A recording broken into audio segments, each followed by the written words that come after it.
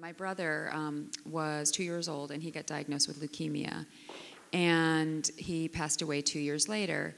And I was 10 years old when he died, old enough to know what was going on and old enough to watch how devastating that was for my parents. And I guess it's hard to say that something good came out of that, but in a way, it's how you, part of grieving. Like, I saw how my mother chose to grieve was get involved in leukemia charities, right. Raise money. And I saw that even though we didn't hardly have any money, we could have a dance marathon, and we raised $200, and that seemed like a ton of money. And that it felt empowering.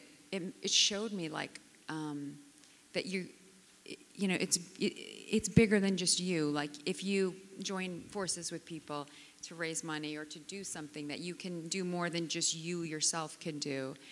And I also think, even though it's tragic, when you lose someone at a young age, first of all, you don't take life for granted, because I think a lot of, especially high schoolers, and believe it or not, Maria and I were there once too. Not that long ago.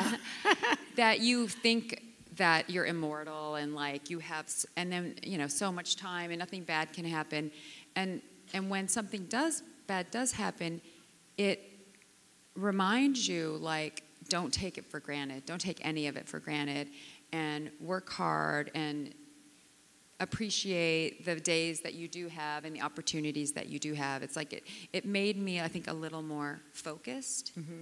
I think one of the things that you just said is really important, that there's always something you can do, and you don't have to be in college or out of college to make an impact. So starting a little event that raises $200 is empowering and goes a long way. So I'm always a big believer in that, and never being afraid of doing something if you see a problem, that you can actually do something no matter what your age. Right.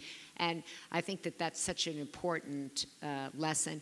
Since so many of the young women are here, I remember in your book or an interview I read that you said, looking back, if you could have talked to your high school self, you would have told her to be less fearless, or to be more fearless.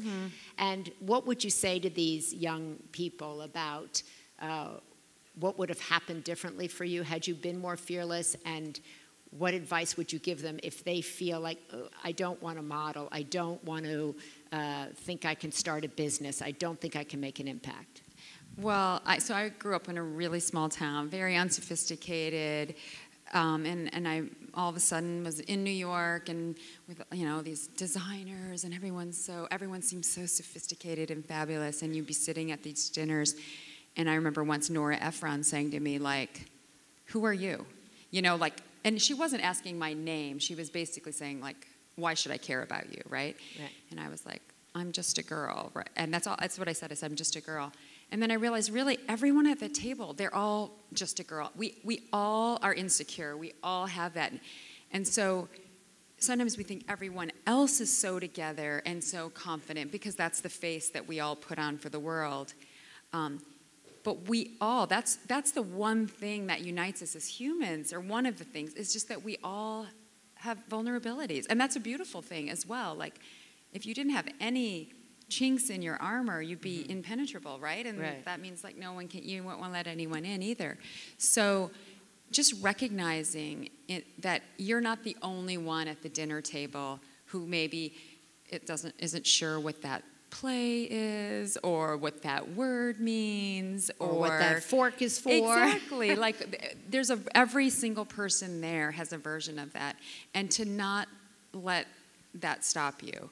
And so there were things that I didn't do, opportunities that I had that I was like, oh, I don't know what to wear, or what am I going to say? And those are the regrets. I don't have a lot of regrets, but those things where I let my fear keep me from doing it, those are the regrets I have now.